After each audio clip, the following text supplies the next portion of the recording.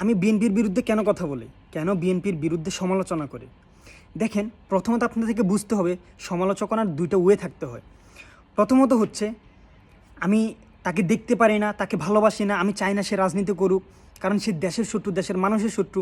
সে দেশের বিরুদ্ধে কাজ কারবার করে, দেশের মানুষের বিপক্ষে কাজ কারবার করে, সে ভারতের দালালি করে, গোলামি করে। এই কারণে আমি তাকে সমালোচনা করে আমি তার বিরুদ্ধে কথা বলি, যাতে সে বাংলাদেশের মাটিতে ফিরে আসতে না পারে, যাতে সে বাংলাদেশের মাটিতে রাজনীতি করতে না পারে। এটা হচ্ছে আমি আওয়ামী লীগের বিরুদ্ধে বলি, কারণ আমি আওয়ামী লীগকে দেখতে পারি না। আওয়ামী লীগকে আমি ঘৃণা করি, কারণ আওয়ামী লীগ দেশের জন্য কাজ করে না, দেশের মানুষের জন্য কাজ করে না। আওয়ামী লীগ ভারতের দালালি করে, ভারতের গোলামি করে।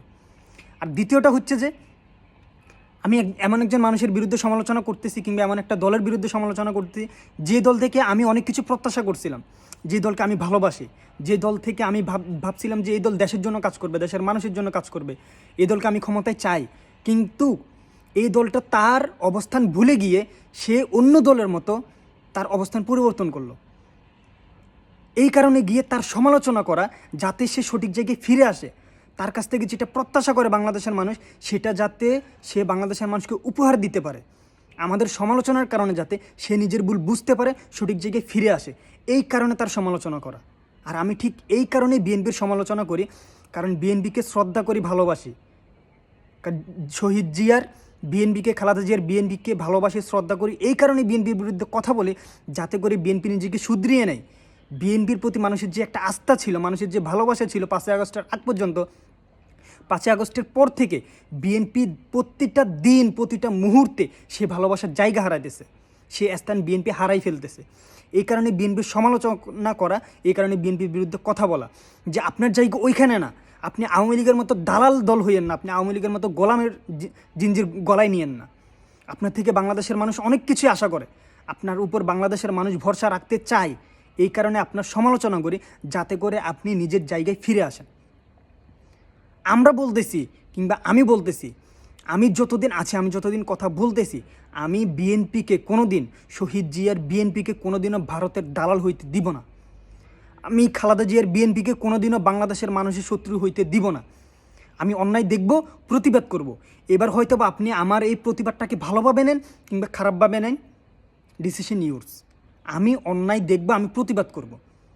আমি শহীদ জিয়ার বিএনপিকে, যে শহীদ জিয়া বাংলাদেশের জন্য, বাংলাদেশের মানুষের জন্য, ভারতের আধিপত্য তছনছ করার জন্য, বাংলাদেশের মানুষকে মাথা উঁচু করে বাঁচানোর জন্য, বাংলাদেশের মানুষকে পূর্ণাঙ্গ স্বাধীনতা ফিরিয়ে দেওয়ার জন্য এই বাংলাদেশ ন্যাশনাল পার্টিকে জন্ম দিয়েছে, বিএনপি করছে, আমি ওই শহীদ জিয়ার বিএনপিকে কোনো দিনও ভারতের আধিপত্যের শিকার হইতে দিব না। যতক্ষণ আমার কাছে প্রাণ আছে, যতক্ষণ আমার কাছে রক্ত আছে, আমি ততক্ষণ প্রতিবাদ করে যাব। আমি ভালোর জন্যই বলতেছি। আমি খালেদা জিয়ার বিএনপিকে দেশের মানুষের শত্রু হইতে দিব না। যে বিএনপির উপর মানুষের আস্থা রাখে, এত ভালোবাসে, এত ভালোবাসা দিয়েও বিএনপির থেকে মানুষ শূন্যটুকু পাইতেছে।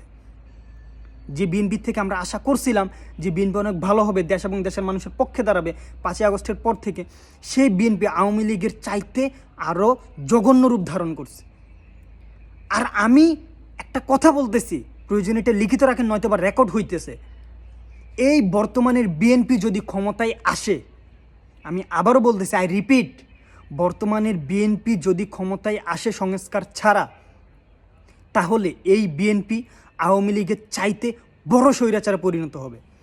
আওয়ামী লীগের চাইতে বড় ভয়ঙ্কর রূপে বাংলাদেশের জনগণের দেশে চুষে বেড়াবে।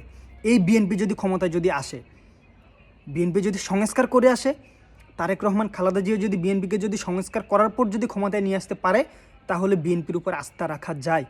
কিন্তু এই বর্তমানের যে পরিস্থিতি চলতেছে বিএনপির, এই বিএনপি যদি ক্ষমতায় যদি আসে, আওয়ামী লীগের চাইতে ভয়ঙ্কর রূপ ধারণ করে এই বিএনপি, আওয়ামী লীগের চাইতে খারাপ অবস্থা করবে বাংলাদেশের জনগণের এই বিএনপি। জনগণের মুখ চেপে ধরবে, জনগণের গলা চেপে ধরবে, জনগণকে কথা বলতে দিবে না। আমি বলছি, ছোটো মানুষ একটা কথা, এটা লিখিত রাখেন, নয়তো বা রেকর্ড হচ্ছে, ভবিষ্যতে এটা প্রমাণ পাবেন। সংস্কার ছাড়া বিএনপি নির্বাচনে আসলে, ক্ষমতায় আসলে, বাংলাদেশের মানুষের হাহাকার পুরো পৃথিবী দেখবে।